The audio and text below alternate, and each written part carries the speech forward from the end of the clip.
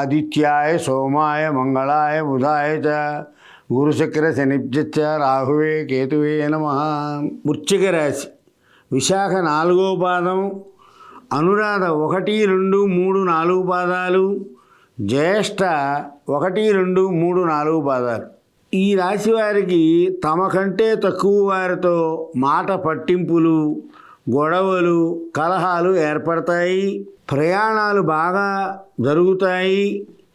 అయితే దూర ప్రయాణాలు మటుకు విఘ్నం అవుతాయి. అందువల్ల దూర ప్రయాణాలు వాయిదా వేసుకోండి. చిత్త చాంచల్యం ఎక్కువగా ఉంటుంది. దానివల్ల మనో అహంకారం వలన తమకే అన్నీ తెలుసు అని అనుకుంటూ ఉంటారు. దాని వలన కుటుంబ సభ్యుల చేత అవమానానికి గురవుతారు. ఆరోగ్య విషయంలో పాత రోగాలు బయటపడతాయి. అంతే పుత్రులతో కలహాలు ఏర్పడతాయి. అంతేకాకుండా విశ్రాంతి తీసుకోవాలనే ఆలోచన ఎక్కువగా ఉంటుంది. స్త్రీలతో జాగ్రత్త, లేకపోతే అపవాదులకు లోనవుతారు. కుటుంబ పెద్దల ఆరోగ్య విషయంలో కంగారు పడవలసిన పని వస్తుంది. చోర భయం, అగ్ని భయం, రాజభయం ఇవన్నీ ఈ వారం జరిగేట్టుగా కనిపిస్తోంది.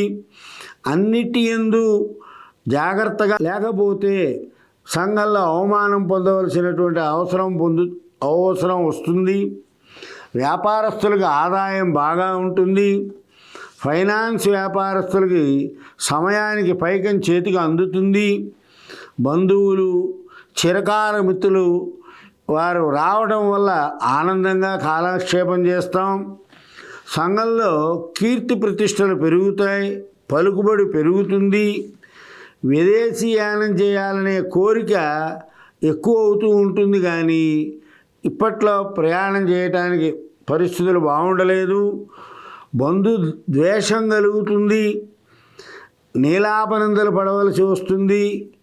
లేనిపోయిన వాటి వల్ల అపనిందలు, అధిక ఖర్చు, కళత్రంతో కలహాలు వస్తాయి. కాబట్టి జాగ్రత్తగా ఉండి ఎంత తక్కువగా మాట్లాడితే అంత బాగుంటుంది. మౌనంగా ఉండి దైవస్మరణ చేస్తూ ఉండండి. విశాఖ నక్షత్రం 4వ పాదం వారు ఆదిత్య హృదయాన్ని పారాయణ చేయండి.